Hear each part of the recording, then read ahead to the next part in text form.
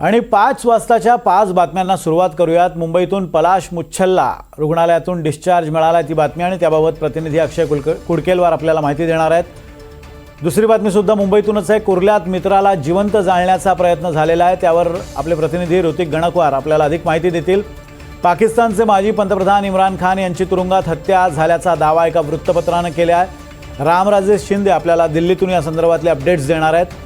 तर साताऱ्यात मिनी ट्रॅव्हलरचा अपघात सीसीटीव्हीमध्ये कैद झाला। अतिशय भीषण असा हा अपघात होता, त्याबद्दल राहुल तपासे यांच्याकडून आपण माहिती घेणार आहोत। आणि अहिल्यानगरमध्ये काँग्रेसच्या जिल्हाध्यक्षांचं अपहरण करून त्यांना मारहाण करण्यात आली आहे, त्याबद्दल सुनील दवांगे आमचे प्रतिनिधी आपल्याला अपडेट्स देणार आहेत। सुरुवात करूयात मुंबईतल्या बातमीनं।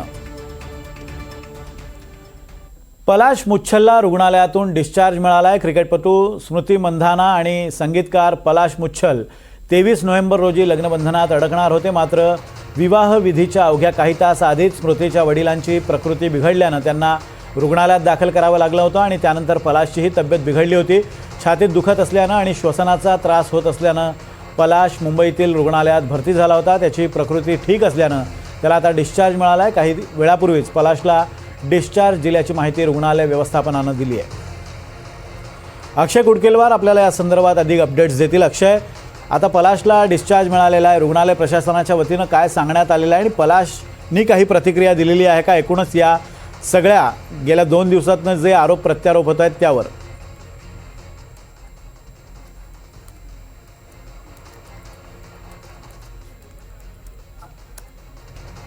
अक्षय, माझा आवाज येतोय? तर पलाश मुच्छल याचा विवाह सोहळा संपन्न होणार होता। क्रिकेटपटू स्मृती मंधाना हिच्यासोबत विवाह सोहळा संपन्न होणार होता, मात्र त्याच दिवशी स्मृती मंधाना हिच्या वडिलांना हृदयविकाराचा झटका आल्यानंतर हे लग्न सोहळा त्यांचा थांबवावा लागला होता आणि त्यानंतर दुसऱ्याच दिवशी पलाश मुच्छल याला देखील गोरेगावच्या SRV रुग्णालयामध्ये भरती करण्यात आलं होतं।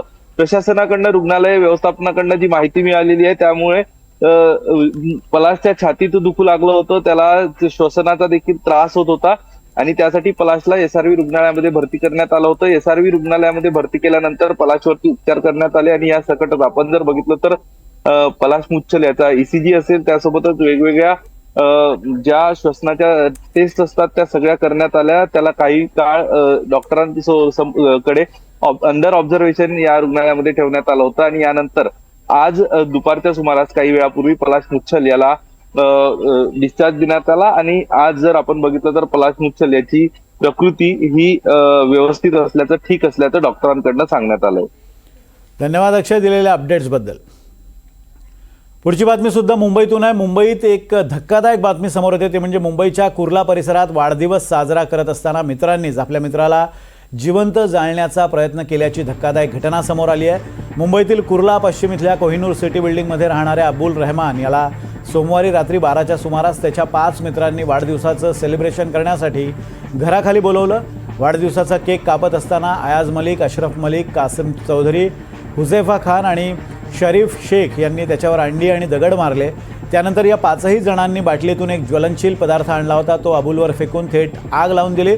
विशेष म्हणजे ही संपूर्ण घटना CCTVत कैद झाली आणि या प्रकरणात आता 5 आरोपींना पोलिसांनी अटक केली आहे, तर जखमी झालेल्या तरुणावर रुग्णालयात उपचार सुरू आहेत। 5ही आरोपींना 29 नोव्हेंबरपर्यंत पोलीस कोठडी सुनावण्यात आली आहे। ऋतिक गणकवार आपले प्रतिनिधी आपल्याला अधिक अपडेट्स देतील। ऋतिक, पोलीस आता अशा अनुषंगाने तपास करतायत की ही मस्करी होती की खरोखरच त्याला मारण्याचा डाव होता? अधिक काय अपडेट्स मिळत आहेत या संदर्भातले? नक्कीच अतिशय धक्कादायक प्रकार म्हणावा लागेल, कारण की वाढदिवसाच्याच दिवशी आपल्यासोबत असा प्रकार होणं, कारण की जो अब्दुल रहमान आहे तो जास्त प्रमाणात भाजलेला आहे, त्यामुळे वाढदिवसाच्याच दिवशी रात्रीच्या वेळेस असा प्रकार आपल्यासोबत घडणं हा धक्कादायक प्रकार म्हणावा लागेल। रात्रीच्या वेळेस 12 वाजता त्याचे जे 5 मित्र आहेत त्यांनी त्याला घराच्या खाली बोलवलं, जो कुर्ला वेस्टमध्ये जी बिल्डिंग आहे त्याची राहतं घर, त्याच्या खाली बोलवलं आणि मी तुझा वाढदिवस साजरा करतो अशा पद्धतीने सांगून तो अब्दुल जेव्हा खाली आला त्यावेळेस त्याचे जे मित्र होते त्यांच्याकडं नुसतं ज्वलनशील पदार्थ नव्हता, तर अंडी देखील होती आणि दगड देखील होता. त्यांनी केक देखील आणलेला होता. सुरुवातीला केक कापला, त्यानंतर त्यांनी अंडी फेकली, त्याच्यावरती दगड फेकले आणि इतकंच नव्हे तर त्यानंतर त्यांनी त्यांच्यासोबत आणलेला जो ज्वलनशील पदार्थ आहे तो देखील अब्दुलवरती फेकला आणि काही क्षणातच त्या पदार्थाने पेट घ्यायला सुरुवात झाली. आणि ज्यावेळेस असा प्रकार घडतो त्यावेळी मित्रांनी त्याला वाचवणं अपेक्षित होतं, मात्र CCTVमध्ये आपण स्पष्ट बघू शकतो जो अब्दुल आहे त्याच्यावरती ज्वलनशील पदार्थ फेकल्यानंतर जे मित्र आहेत त्यांनी तेथून पळ घेतलेला आहे. त्यामुळे आता नेमका हा त्यांचा काही कट होता की नेमकी मस्करी होती याचा तपास जो आहे तो पोलीस करताय.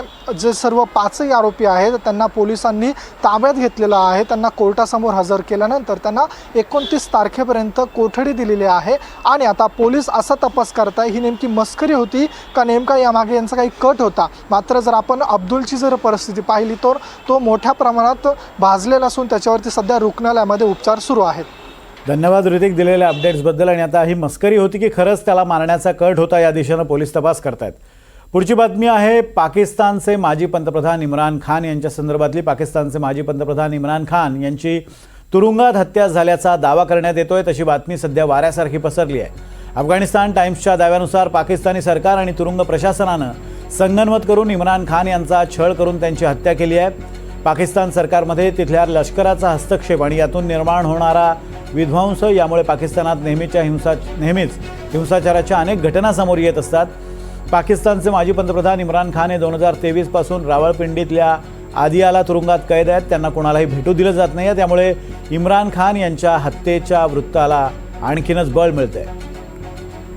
रामराजे शिंदे आपल्याला अधिक अपडेट्स देणार आहेत या संदर्भात. रामराजे, ही बातमी पसरलेली आहे मात्र अफवा असल्याचं कळतंय. काय अधिक अपडेट्स मिळालेले आहेत आणि अफगाणिस्तान टाइम्समधल्या वृत्तावर पाकिस्तान सरकारचं नेमकं काय म्हणणं आहे?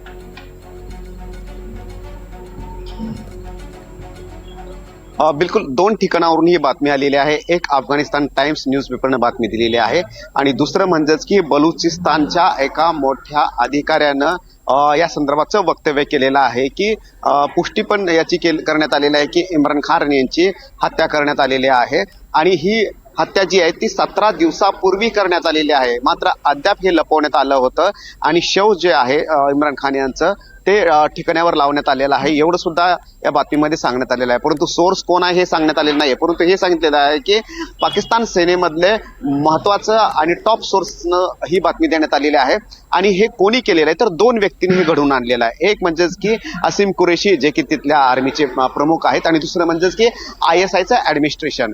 तर या दोघांनी हे करून आणलेलं आहे आणि दावा हा केला जातोय की याचाच अर्थ की पाकिस्तान सरकार, पाकिस्तान आर्मी ही ISIच्या सोबत काम करते आणि या दोघांचं संगनमत आहे आणि या दोघांनीच इम्रान खान यांची हत्या केलेली आहे. इम्रान खान यांच्या बहिणी ज्या आहेत 3 बहिणी आहेत आणि 3ही बहिणी 21 दिवसापासून त्या जेलच्या बाहेर आंदोलन करत आहेत, निदर्शन करत आहेत इम्रान खान यांना सोडावं म्हणून. इम्रान खान यांना भ्रष्टाचाराच्या प्रकरणामध्ये अटक करण्यात आली होती. मागील वर्षी 30 ऑक्टोबरला भेट झाली होती त्यांच्या बहिणीची. त्यानंतर आता नोव्हेंबर संपत आलेला आहे परंतु 1 वर्ष 1 महिना झालेला आहे तरी सुद्धा भेट झाली नाही आणि म्हणून या बहिणी चिंतित आहेत.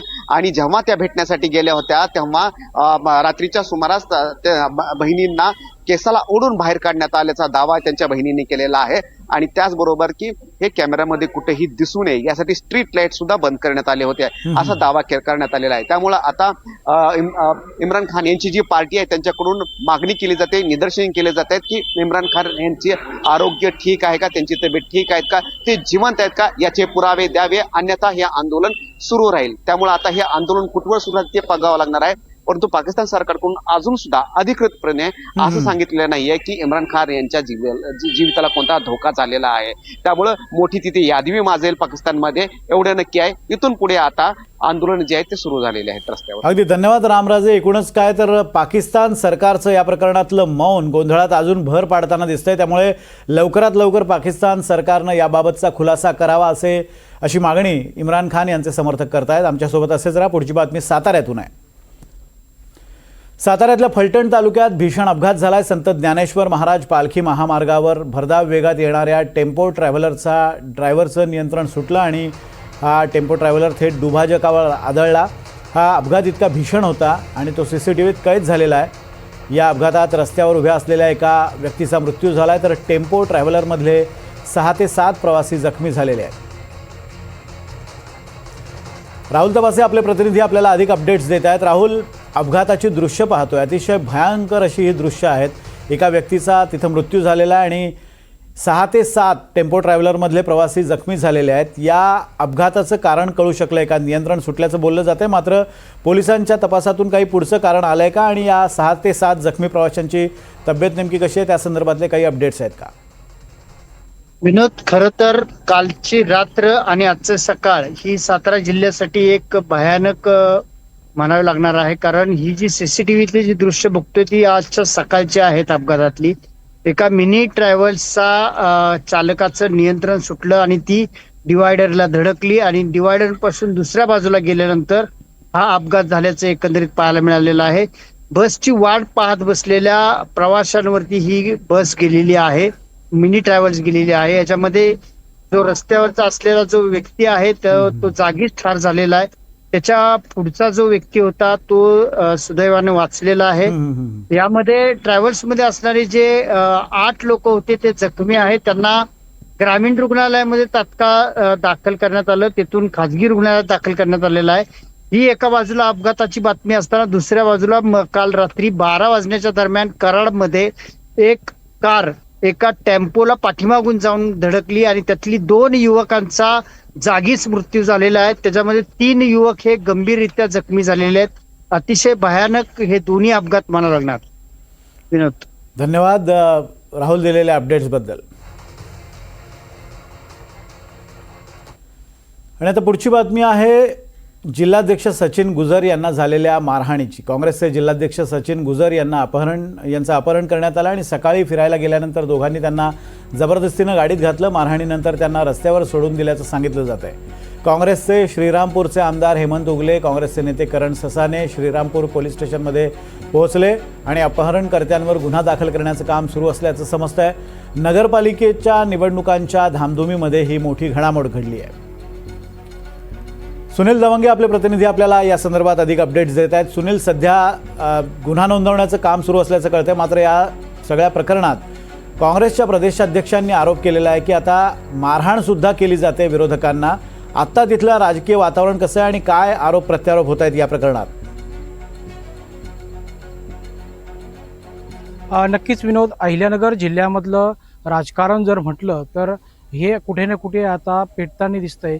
श्रीरामपूरमध्ये हा सगळा प्रकार जो आहे तो घडलेला आहे. सचिन गुजर, काँग्रेसचे जिल्हाध्यक्ष सचिन गुजर हे नेहमी आपलं मॉर्निंग वॉकला जाऊन घरी परत असताना त्यांना या ठिकाणी अपहरण करून मारहाण करण्यात आलेली आहे. नंतर त्या ठिकाणी त्यांना बेलापूर रोडला एका निर्जन स्थळी नेऊन सोडण्यात आलेलं आहे.